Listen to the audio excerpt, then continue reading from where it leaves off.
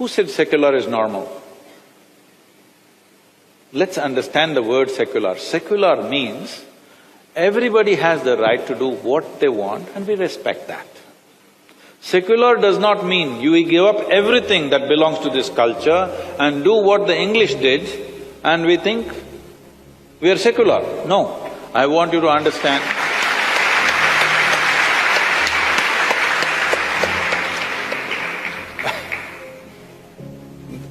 I want you to understand, even today in United States of America or UK, from where we think we imported our democracy, even today, without taking the name of their God, whatever God they believe in, nothing is done. President takes oath in the name of God, not in India. In India, we take oath in the name of the Constitution.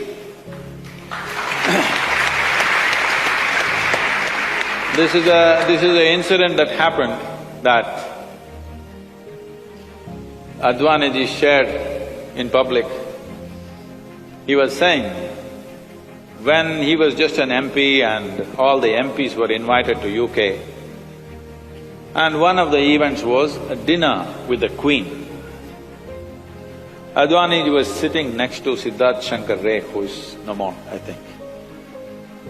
And everybody is assembled, Queen is sat down, Prime Minister sitting down, dinner is served, but everybody is waiting. So Siddharth Shankar Ray is hungry, he asks Advani, "What's happening? What are we waiting for? Queen is here, Prime Minister is here, why don't we eat?" So Advani told him, "This is not India, this is UK. The priest has to come and bless the food. Till then you can't eat it." I'm saying, we are misunderstanding secularism as a way of become irreverent towards everything. No, secularism does not mean that. Secularism means we respect everybody's way of life. We don't think our way is superior to somebody else's ways, but we choose a certain way because we think it's better.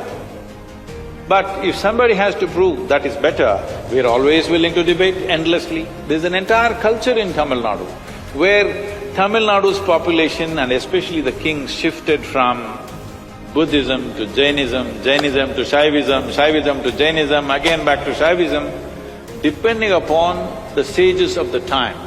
They sat down and debated.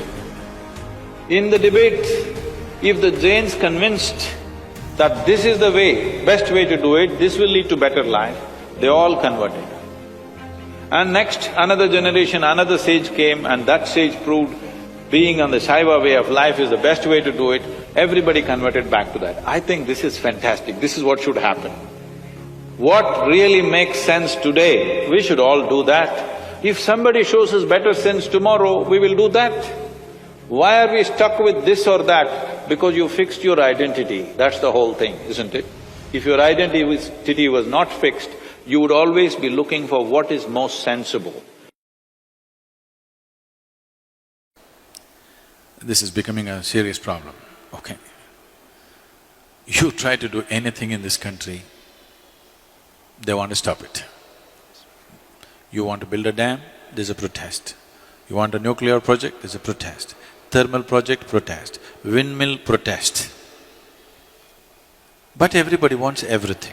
In their homes, they want all the gadgets, they want 24 hours power, they want everything going.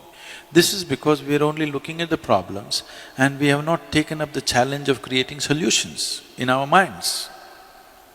I think this is a kind of a pre-independence hangover, because Mahatma Gandhi brilliantly designed a revolt against the British, not by killing them, not by shooting at them, not by bombing installations, but simply by stopping activity. Bandh, Hartal, Satyagraha came from there. It was a brilliant device for those days because we were conquered. But even today, if you want to become a leader, I'm just telling you, this is a secret, okay? Suppose you want to become a political leader, don't try to build a road, build a dam, do this, do that. No. Gather 100 of your fans and block a highway. Make our lives miserable. You will become a leader. Yes, unfortunately, yes.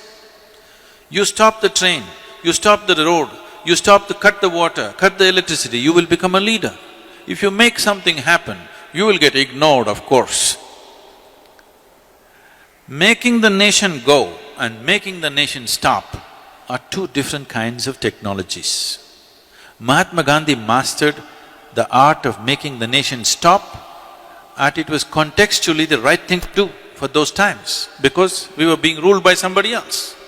But we are still doing the same thing. State governments are demanding that they must have a right to call for a bandh.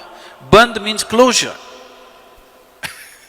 I cannot understand how an administration can call for a bandh but they're actually saying it's their right to call for a bandh.